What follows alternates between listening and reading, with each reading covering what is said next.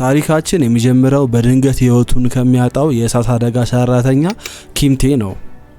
ኪምቴ አንድ ህንፃ ላይ በተከሰተ የእሳት አደጋ አማካኝነት ሰውን ለማትረፍ የሚጥርበት ጊዜ የተንጠለጠለበት የብረት ገመድ ተበጥሶ ወደ መሬት ይወድቃል።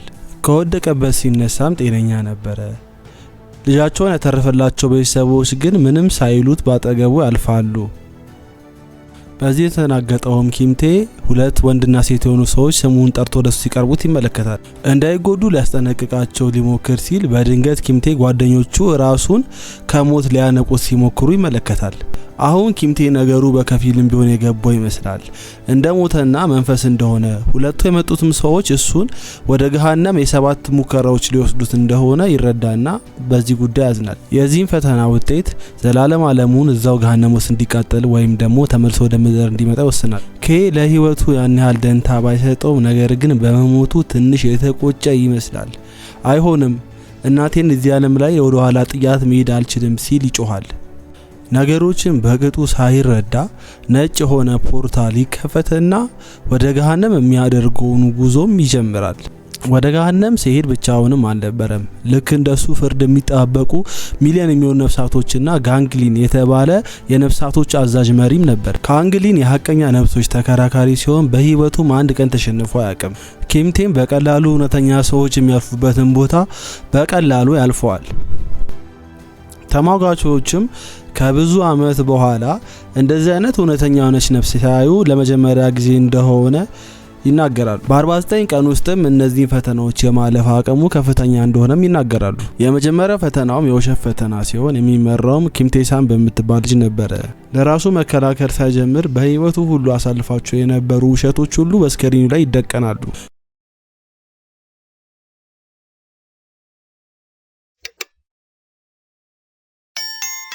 ይጀምራል። ይህንም ያደረገው ልጅቷን ከሀዘን ለመጠበቅ ነበር። ነገር ግን በዚህ ፍርድ ቤት የሐሰት ደብዳቤዎችን አብሶ ለህፃን ልጅ መጻፍ በጣም የተከለከለም ነበረ። የእሱም ደብዳቤዎች ስክሪኑ ላይ እያንዳንዱ ይበተናሉ። ውሸቱ በዚህ ብቻ አያበቃም። በጸና ታማ የነበረችውንና በልጅነቱ የተለያት እናቱን ስለሚሰራው ስራና ስለነበረው የህይወት በደብዳቤዎቹ ጭምር ዋሻት እንደነበረ ይታያል።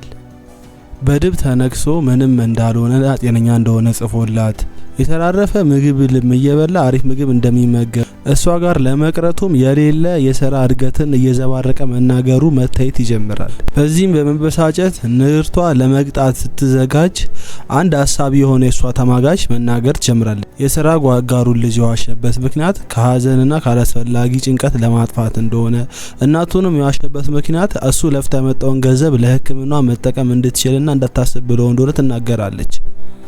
ስለዚህ ኪምቴ እነዚህን ውሸቶች ዋሸው ሰዎቹን ካላስፈላጊ ሀዘን ለማውጣት እንጂ ለራሱ ለግል ጥቅሙ እንዳልሆነ በደንብ አርጋ ታስረዳትለታለች። ልዕልቷም ባልተለመደ መልኩ ኪምቴን ነጻ ታወጣዋለች። በቀጣይም ኪምቴ የግዴለሽን ፈተና ይፈተናል። ይህንን ፈተና መፈተናው ኪንግ ቱጋን ስትሆን የዚህም ዳኝነት ቅጣቱ በድንጋይ ወፍጮ እድሜ ልኩ መፈጨት ወይም ደግሞ ከጎኑ ባለው ውሃ በፕራናዎች ስጋውን እየተቦጫጨቀ መበላት ነበር። በመቀጠልም በህይወቱ የሰራቸው ነገሮች ሁሉ መታየት ይጀምራሉ። የእሳት አደጋ ሰራተኛ ያለ ብዙ ህይወቶችን ሲያተርፍ ከአንድ ድመት እስከ አንድ ላም ድረስ ያተረፈው ሁሉ ይታያል። ኪንግ ቱጋንም ኪምቴ በሰራቸው መልካም ነገሮች በጣም በመደበብ ከመንበሯ ተነስታ ታጨበጭብለታለች። ፈተናው ላይ የነበሩ ሰዎች በቀላሉ እንደሚያልፍ ገመቱ። ነገር ግን ንግስቷ አንድ ጥያቄ ጠየቀችው።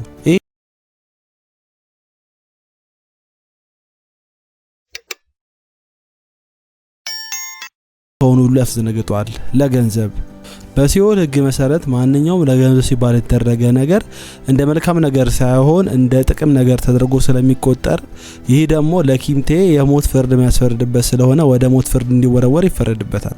አሁንም ተሟጋቹ ድጋሚ ጣልቃ በመግባት ያን ሁሉ ነገር ኪምቴ ለገንዘብ ቢሆን ያደረገው የታመመችን እናቱና ዳኛ መሆን የሚፈልገው መደገፍ ሲል እንዳደረገው ይማገጡ። ኪምቴ የእሳት አደጋ ስራው ረፍት ባገኘ ቁጥር እንደ ጽዳት ሰራተኛ፣ እንደ ጉልበት ሰራተኛና አንዳንዴም ደግሞ እንደ ሹፌር ሆኖ ያለ ረፍት ሰዓቱን እንቅልፍ እያጣ እንደሰራ ያስረዱለታል።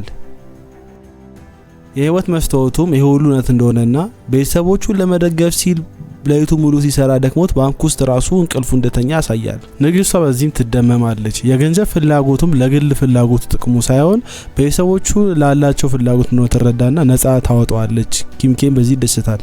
ሶስተኛው ፍርድ ወደ ግድያ ገሃነም ይዟቸው ይመጣል። በቀጥታም ሆነ በተዘዋዋሪ የሰው ነፍስ እንዲጠፋ ያደረጉ ሰዎች እዚህ ገሃነም ውስጥ መጥተው ይቃጠላሉ። ውስጥም እንደገቡ አንድ እሳት ይፈልቃል። ያም እሳት ኪምቴ በህይወቱ ሰው አጥፍቶ እንደሚያውቅ የሚያሳይ ነበር። ነገር ግን ኪምቴ እኔ በህይወቴ ሰው አጥፍቼ አላውቅም ብሎ መሟገት ይጀምራል። ነገር ግን እሱ የሚሞግቱለት ሰዎች በቃልም ሆነ በድርጊት የሰው ነፍስ እንዲጠፋ ምክንያት ሆኖ የሚያውቅ ከሆነ እሱም እንደሚቆጠርበት ይነግሩታል። ወደ ፍርድ ድንጋዩም ላይ እንደሚወጣ ያዙትና ድንጋዩም ላይ ሲወጣ ቁጥር ስፍር የሌላቸው ነፍሶች ሲማቅቁ ያያል። እነሱንም ከዛ እሳት ለማውጣት በድጋሚ ሞከረ። ይህም ድርጊቱ ንጉሱን ያስቆጣውና ምንድነው የምትሰራው አንተ ቅጥ ያጣህ ልጅ፣ አሁኑኑ ስራህን አቆም ሲለው ፈርቶ ስራውን ያቆማል። የድሮ ህይወቱም ሲታይ ኪምቲ የገዛ ጓደኛውን በእሳት አደጋ ውስጥ በግዴለሽነት ጥሎት እንደሄደ የሚያሳይ ምስል ይታያል።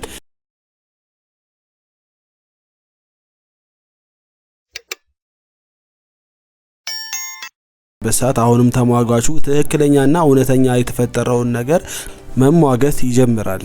በአደጋውም ጊዜ ኪምቴ ጓደኛውን ለማዳን እንደሞከረ ነገር ግን ትልቅ ድንጋይ እግሩ ላይ እንደወደቀበትና ጓደኛውም ሌሎች ሰዎችን እንዲያድን በግድ እንዳስገደደውና የሞት ምኞቱ እንደሆነ ሲነግረው ሌሎቹን ሰዎች ለማዳን ብሎ እሱን ትቶ ሌሎች ሰዎች ጋር እንደሄደና ሰዎቹንም ለማዳን ያለውን ጊዜ ጨርሶ እሱን ለማዳን ሲመለስ ጓደኞቹ ከልክሎት እንደቆመ ያስረዳለታል። በስተመጨረሻም ንጹህ ጓደኛውን እንዳጣ እንጂ ንጹህ ጓደኛ እንዳልገደለ በደንብ አድርጎ ለንጉሱ ያስረዳልታል። ንጉሱም ያለውን ነገር ይረዳል። ምንም እንኳን ኪምቴ የሞት መንስኤ ቢሆንም ያ ግዴለሽነቱ ሌላ ቻለና ለሆነ በሞት ፊትም ይሄ እንደ ተስፋ እንደሚቆጠር ይታይለታል። ወደ ቀጣዩ ዙሩም ያልፋል። በቀጣይም በፍጥነት የኢፍትሃዊነትና የክህደት ፈተና ላይ ይገባል። ነገር ግን ኪምቴ በህይወቱ እነዚህንም ሁለቱን ፈጽሞ ማያውቅና ጥሩና ደግ ሰው ስለነበረ ሁለቱንም ፈተናዎች በቀላሉ ምንም ያለምንም ችግር ያልፋቸዋል። ነገር ግን ችግር የሚያጋጥመው ስድስተኛውን ፈተና ለማለፍ የሚሞክሩበት ጊዜ ነበር። ችግሩም የነበረው የበቀል መንፈስ መከባባቸውና ሰዓቱም ያለ ወትሮ መፍጠኑ ነበር። ይህም የሚያሳየው በህይወት ባለው ምድር ላይ የሱ ዘመድ የሆነ መገደሉን ነበር። አዛዣቸውም እነሱ እሱን ወደ ፍርዱ እንዲያደርሱት እሱም ደግሞ ወደ ምድር ተመልሶ ያለውን ነገር እንደሚያጣራ ነግሯቸው ወደ ምድር ይወርዳል። እነሱም ጉዟቸውን ይቀጥላሉ። አዛዣቸውም ሰው መስሎ ወደ ምድር ከወረደ በኋላ የኪምቴ እናት ጋር በመሄድ ኪምቴ አንድ ቀን ህይወቱን አድሮት እንደነበረና እሳቸውንም ለማጽናናትና ህይወታቸውን እንዲመሩ ለማድረግ እንደመጣ ይነግራቸዋል። ስለ ልጃቸው ሲነሳ እናት በሀዘን ውስጥ ይገባሉ። ድንገትም አዛዡ ከኪምቴ ፎቶ ላይ አንድ ነገር ሲሄድ ያያል። እሱም ያየውን ነገር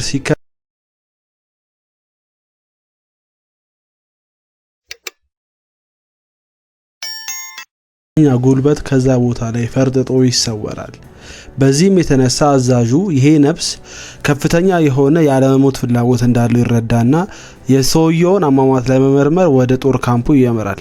ነገር ግን ካምፕ ሄዶ ሲያጣራ ወንድምየው እንዳፈነገጠ እንጂ እንደሞተ የሚያስብ ሰው ማንም አልነበረም። ለሳምንታት ይውል ከመረመረ በኋላ የተፈጠረውን ነገር በድብቅ ይሰማል። የተፈጠረውም ከለታት በአንድ ቀን ቴዲና አንድ ደንባራ ጠባቂ አብረው እየጠበቁ ባለበት ሰዓት ድንገት ሳያስበው ይዋርቅበትና ቴዲ ላይ ተኩስበታል። ያም ደንባራ አለቃ ሄዶ ለአለቃው ሲነግረው አለቃው ያለውን እድገትና አንዳንድ ጥቅሞችን እንዳያጣ ብሎ አንስተው ሬሳውን በሌላ ቦታ እንደሚደብቁት ይስማሙና ሬሳውን ተሸክመው እንዲወስደው እናም የተፈጠረውን ነገር ለማንም ሰው እንዳይናገር ያስገድደዋል። በዚህ መሰረት ሬሳውን አንስተው ይቀብሩታል። ነገር ግን አዛዡ ያልተረዳው ነገር ቴዲ የራሱን ሞት መንፈስ ሆኖ ከውጭ እየተከታተለ እንደነበረ ነበር። በመቀጠልም ወደ ካምፕ በመሄድ ቴዲ አፈንግጦ እንዳመለጠና እሱንም ፍለጋ ሳምንት ሙሉ እንዲፈልጉ ያደርጋቸዋል። በዚህ ጊዜ ሁለቱን ልጆች አናጣቸው እናት በጣም ከባድ ሀሳብ ውስጥ ገብታ ነበር። ቴዲን የገደለውም ሪክሩት የሆነው ወታደር በነገሩ በመጸጸት እናትየው ጋር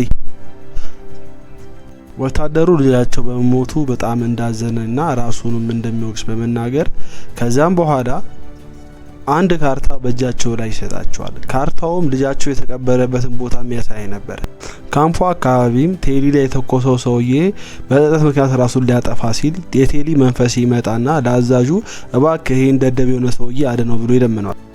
በዚህም ጊዜ አዛዡ በሰዎች ህይወት ውስጥ ጣልቃ መግባት እንደማይችል ቢነግረውም ቴዲ ይሄንን ነገር ካደረገለት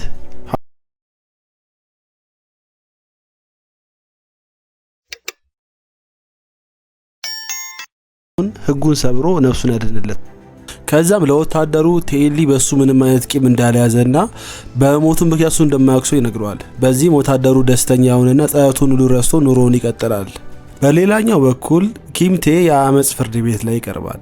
የአመጽ ፍርድ ቤት ውስጥም ኪምቴ ወንድሙን ሃይስኩል ላይ ያለ ዝም ብሎ ያለ ምክንያት እንደደበደበው ያሳያል። በዚህም የተነሳ ወንድምየው ከባድ የሆነ የስነ-ልቦና ቀውስ ውስጥ ገባ። ቴም ይቅርታ እንዳልጠየቀውና ከዛ በኋላ እናቱና ወንድሙን ጥሎ ለ15 አመታት እስከ ህይወቱ ፍጻሜ ድረስ እንዳላያቸው ያሳያል። በዚህም የተነሳ ኪምቴ ጥፋተኛ ተብሎ የሞት ፍርድ ይፈረድበታል። የቆመበትን መሬት መሰነጣጠቅ ይጀምራል። ውሳኔውንም ሲሰሙ ተማሪዎቹ ይደናገጡና ለአለቃቸው የተፈጠረውን ነገር ሁሉ መልእክት ይልኩለታል። አለቃቸውም ነፍስ የማዳን መብታቸውን ተጠቅመው እንዲያድኑት ይነግራቸዋል። ይህን ማድረጉ ለአመታት የገነባውን ነጥቦች ጠቅላላ ከአለቃቸው የሚወስድበት ይሆናል። መፍታቸውንም የሚጠቀሙበትና ወደ ቀጣዩ ፈተና ያልፋል። ይህ በእንዲህ እንዳለ የጋዱ ዓለም ላይ አዲስ ነገር ይፈጠራል። ልጆቿን ያጣችው እናት በድፍረት የጦር ካምፑን ሰብራ ትገባለች። እናትየውም ልጇ እንደተባለው አፈንጋጭ ሳይሆን እንደተገደለና ቦታውን እንዲፈልጉ ወታደሮቹ መለመን ትጀምራለች። በዚህም የተደናበረ የጦር አዛዥ ጥፋቱን ስላወቀ ሴትዮዋን እያመናጨቀ እቃውን ቀምቶ ሊያስወጣት ይሞክራል። ልጁም እናቱ እንደዚህ መሆኗን አይቶ ቢናደድም አዛዡ እንዲረጋጋ ያደርገዋል። በስተመጨረሻም እናትየው ልጇ የተቀበረበትን ካርታ ለሰውየው ስታሳየው ወታደሩን በጣም ይናደድና እናትየዋ መሬት ላይ ገፍትሮ ይጥላታል። ቴዲ መቆጣጠር የማይችለው ንዴት አሁን በውስጡ ገብቷል። ሉቴናንቱ እሱ መግደሉ ሳያንስ ምንም የማታውቀው እናቱን እያንገላታ መሬት ላይ ሲጥላት አይቶ መታገስ አልቻለም።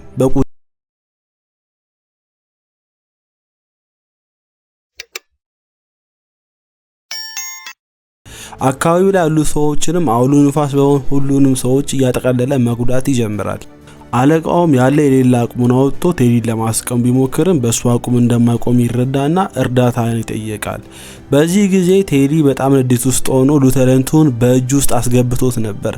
ሉቴናንቱን በመጨረሻ በቴዲ እጅ ሊሞት ሲል አለቃው ሌላ አንድ አለቃ ጠርቶ ቴዲን ከአሸዋነት ወደ መንፈስነት ድጋሚ መልሱታል። በስተመጨረሻም ኪምቲ የመጨረሻ ፈተናውን ይፈተናል። ፈተናውም የነበረው ቤተሰቦቹ ላይ የነበረውን አክብሮት ወይም ንቀት የሚፈተንበት ፈተና ነበር። ይህንን ፈተና የሚፈትነው የገሃነም ዋና አዛዥ ኪንግ ያሞሬ ነበር። ኪንግ ያሞሬም የኪምቲን የክስ ሂደት በማቋረጥ ኪምቲ በቀጥታ ጥፋተኛ እንደሆነና የሞት ቅጣትም እንደሚገባውም ይወስናል። ይህም የሆነው ልቅ ያጣ ክብር የጎደለው ስራ ሰራ ተብሎ ነበረ። እውነታው በጣም አሰቃቂ ነበር። ኪምቲ በሃይስኩል ተማሪ ያነ እናቱን በፍራሽ አስፍኖ ለመግደል እንደሞከረ ያሳያል። ይህም የተፈጠረው ሃይስኩል ተማሪ ያለ ወንድሙ በጣም በምግብ እጦት ሲሰቃየ በነበረበት ጊዜና እሱ ደግሞ ለእናቱ ከፍተኛ የሆነ የሕክምና ወጪ እያወጣበት በነበረበት ሰዓት ነበረ። ጉዳዩም ሲጣራ ኪምቲ ወንድሙ የተኛበትን ትራስ በማውጣት እናቱን አፍኖ ለማግደል እንደሞከረና ወንድሙም ነክቶ በሚከለክልበት ሰዓት ጉዳዩን ወንድሙ ላይ በማላከክ ከቦታው በፍጥነት እንደተሰወረና ለ15 አመታት ተመልሶ እናቱንም እንዳላየ ያስረዳና ገንዘብ ለማግኘት ከተማ ሄዶ እድሜ ልኩ እንደሰራ ያስረዳል። አሁንም ተማሪዎቹ ጣልቃ በመግባት ኪምቲ ይሄን ሁሉ ጥፋት ከሰራ እድሜ ልኩን ስራ በመስራት ቤተሰቦቹን ለመደገፍ እንደሞከረና እናቱም የዛን ቀን ራሷን ስለማታቅ ማንም የተበደለ ሰው እንደሌለ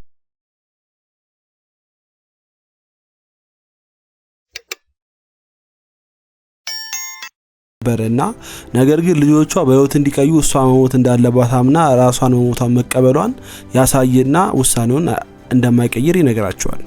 ከዛም ንጉሱ ወደ ኪምቴ ይዞርና አንተ እናትህን በሰራት ነገር እናትህ ዘላለም ዓለሟን በቁጭት ስትኖር አንድ ቀንም ተመልሶ መጥቶ ልጅ ያየኛል ስትል ለ15 አመታት እንዳልጠየካት ትዝ ይልሃል ሲለው ኪምቴ ጥፋቱን በማመን የሚመጣበትን ማንኛውንም ቅጣት ለመቀበል ዝግጁ እንደሆነ ይናገራል። ነገር ግን ተማሪዎቹ አሁንም ይቅርታ መጠየቅ እንደሚችል ሲነግሩት ሰው ከሞተ በኋላ ይቅርታ መጠየቁ ምን ዋጋ አለው ብሎ ወደ ሞት ፍርድ ሊወረወረው ሲል ድንገት ገሃነም በከፍተኛ ጩኸት መናት ትጀምራለች።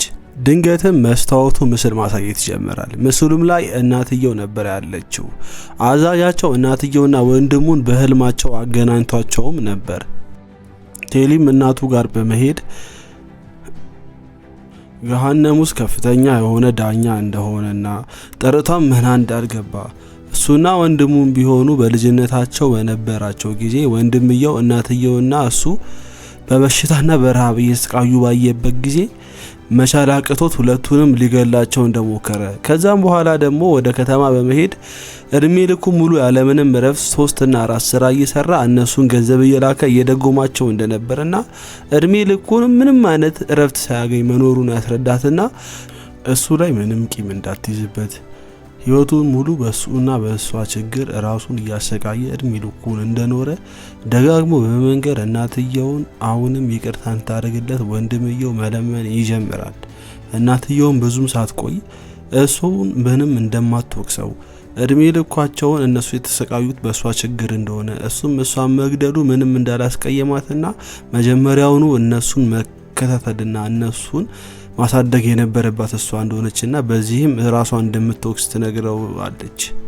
ይሄንም የተከታተለው የሲኦሉ ንጉስ ኪምቴን ነፃ ይለቀዋል። በስተመጨረሻም ነፃ ሰው ሆኖ ይለቀቅና ወደ ምድር ድጋሚ ሰው ሆኖ ይፈጠራል። ይሄንም በስተመጨረሻም ይሄ ፊልም በህይወታችን ላይ የምንሰራቸውን ስህተቶች አምነን ከተቀበለና ለሰዎቻችን ይቅርታ ከጠየቅን እና ራሳችንን ለመለወጥ ዝግጁ ካደረገን ምንም ነገር እንደሚሻር ማንም ሰው በምድር ላይ ፍጹም እንዳልሆነና ስህተት የሚሰራ